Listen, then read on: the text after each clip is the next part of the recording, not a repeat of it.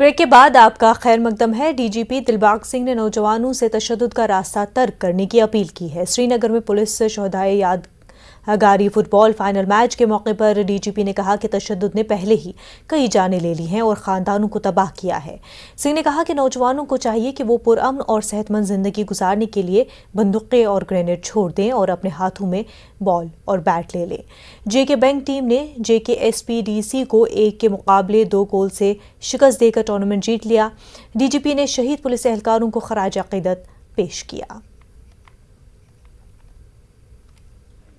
मैं नौजवान बच्चों को कहना चाहता हूं कि जो अभी भी गलत रास्तों पर चल रहे हैं, हमारे पड़ोसी के उकसाने पर हाथ में बंदूक और पिस्टल लेके घूमते हैं और बेगुनाह लोगों की जान लेते हैं, ये रास्ता किसी भी तरीके से जायज़ नहीं है।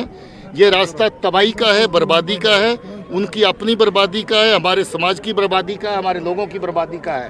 इस रास्ते को तर्क करके अमन की तरफ बढ़ने की, तरक्की की तरफ बढ़ने की और अपने समाज को बेहतर करने की ज़रूरत है। उस रास्ते पे चलने के लिए मैं उनको अपील करता हूँ।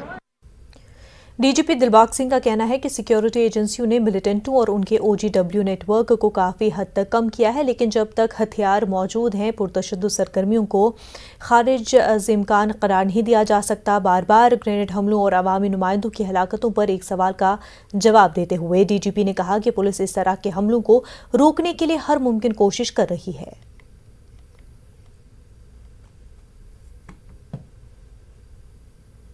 जब तक बंदूक ग्रेनेड लोगों के हाथ में है, ये अगर एक भी ग्रेनेड है तो दर्जनों लोगों को इंजर करने की, किसी की जान लेने की कैपेसिटी उस आदमी के हाथ में है जो हाथ में ग्रेनेड लेके चलता है। जो बंदूक लेके चलता है, बहुत लोगों को मारने की, बहुत लोगों को निशाना बनाने की कैपेबिलिटी उसके हाथ में है। मैं ये समझता हूँ कि जब तक बंदूक है, ग्रेनेड है, गोली है, तब तक इस तरह की कत्लोगार्त का सिलसिला चलता रहेगा। इनका नंबर बराबर पहले से साल दर साल कम होता जा रहा है। इवेंट्स जो दहशतगर्दी से रिलेटेड हैं वो भी कम हो रही हैं, मगर कार्रवाइयाँ अभी भी होती हैं जो मजम्मत के लायक हैं, जिसकी हम निंदा करते हैं और हम चाहते हैं कि इस तरह की कार्रवाइयों को रोकथाम की जाए। इसीलिए जो प्रिवेंटिव एक्शन है वो किया जा रहा है। जहाँ जहाँ ओजीडब्ल्यू, जहाँ इनका सपोर्ट सिस्टम है जो इनको मिलिटेंसी को चलाने में, जिंदा रखने में जो इनको जो मदद करता है, उसको हम लोग चेक करने के लिए कार्रवाई कर रहे हैं और ये कार्रवाई जारी रहेगी।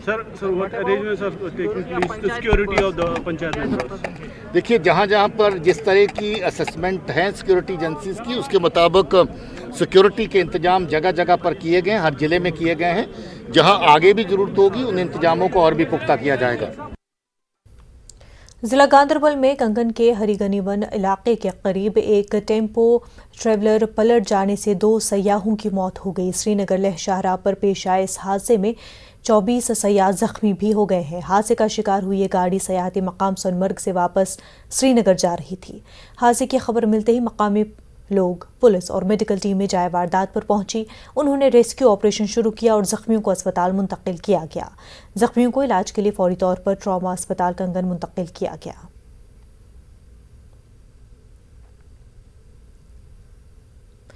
जिला उधमपुर के रामनगर तहसील में सिंधल के इलाके में एक इको कार गहरी खाई में गिरने से 5 अफराद की मौत हो गई है। महलूकीन में 2 बच्चे भी शामिल हैं। 3 अफराद जख्मी भी हो गए हैं। ये गाड़ी रामनगर से केला जा रही थी। बताया जाता है कि ये गाड़ी ड्राइवर के काबू से बाहर हो गई और गहरी खाई में जा गिरी। इस हादसे की खबर मिलते ही एसडीपीओ रामनगर की सरबराही में पुलिस की टीम जाए वारदात पर पहुंची। उन्होंने जख्मियों को अस्पताल मुंतकिल किया। पुलिस ने इस सिलसिले में केस दर्ज करके जांच शुरू कर दी है। वहीं उधमपुर के फताला में 2 गाड़ियों के बीच हुई टक्कर में 2 बच्चों समेत 8 अफराद जख्मी हुए हैं। यह हादसा जो श्रीनगर कौमी शाहराह पर पेश आया, जख्मियों को जिला अस्पताल उधमपुर मुंतकिल किया गया है। हादसे की खबर मिलते ही पुलिस जाए वारदात पर पहुंची और जख्मियों को अस्पताल मुंतकिल किया गया।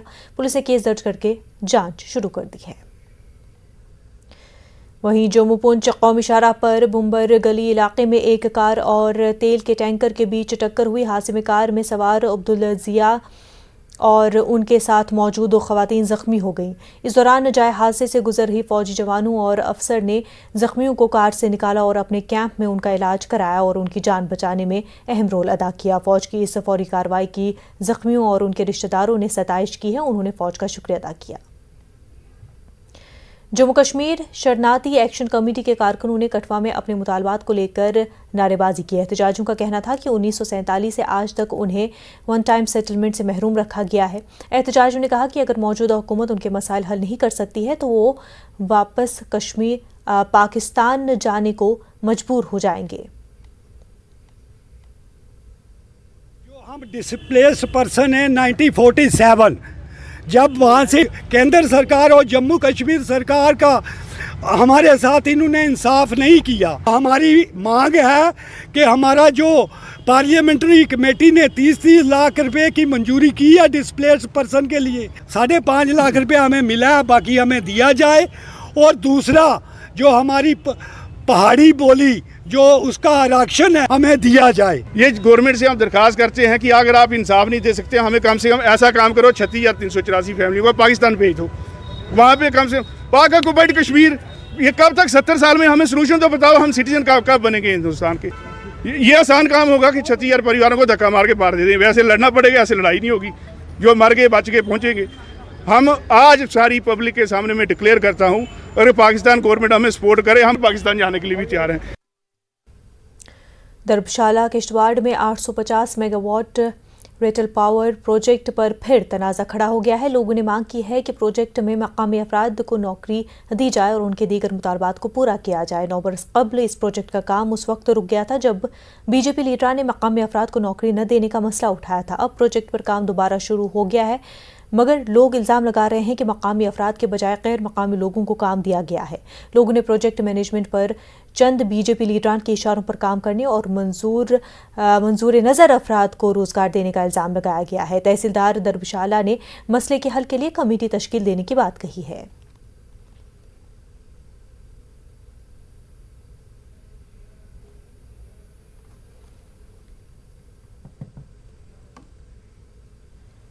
मान लिया तब ठीक, ना मान लिया तो 5वें दिन हमारी फिर बहुत बड़ी हड़ताल होगी। मगर फिर ये सिर्फ 100 आदमी की नहीं होगी, कम से कम ये 1000-2000 लोग की भी होगी, क्योंकि जब तक हमारा कोई काम नहीं बनेगा तब तक हम हड़तालों पर मजबूर करेंगे। तो अगर हमारे काम बनेंगे तो हम कभी भी किसी के हड़ताल नहीं करेंगे और कंपनी का पूरा साथ देंगे। बात करते हैं, उनकी जो बातें हैं हम कन्वे करेंगे सीओ साहब को, आगे हमारे ऊपर ऑफिशियल्स को कन्वे करेंगे। वो आगे जो भी प्रोसेस होगा उसको करा करके हम आपकी बातों को आगे रखेंगे उनके सामने। देखिए हम अभी कुछ अपने स्टेटमेंट नहीं दे सकते। हम जो भी करेंगे पहले आपकी बात को पता करेंगे, आपके क्या क्या इश्यूज हैं, उन इश्यूज को अपने ऊपर मैनेजमेंट के पास रखेंगे और जो उनका सोल्यूशन आएगा आपको बताएंगे। कि जो भी उनके ग्रीवेंसेज हैं, मैंने ऑन स्पॉट एक कमेटी तश्कील दी है जिसमें हमारा नायब तहसीलदार पटवारी और कुछ लोग कंपनी के भी होंगे। तो 4-5 दिन उनको टाइम दिया गया है, जो हमारी डी साहब की भी डायरेक्शन है कि इनको एक कंपाइल्ड करके रिपोर्ट जो देंगे वो हम डी साहब को सबमिट करेंगे और साथ में कंपनी को भी रिपोर्ट देंगे। जम्मू कश्मीर के साबिक LG सत्यपाल मलिक के रिश्वत की पेशकश के इल्ज़ाम की CBI जांच होगी। जम्मू कश्मीर इंतज़ामिया ने खुद इस पूरे मामले की मुंसिफाना जांच के लिए CBI को जांच की सिफारिश की है। सत्यपाल मलिक ने इल्ज़ाम लगाया था कि जब वो जम्मू कश्मीर के गवर्नर थे तो उन्हें बड़े सनती घरानों की फाइलें क्लियर करने के एवज़ 300 करोड़ रुपए की पेशकश की गई थी। ताहम उन्होंने रकम लेने से इनकार कर दिया था और वो सौदे मनसूख कर दिए थे।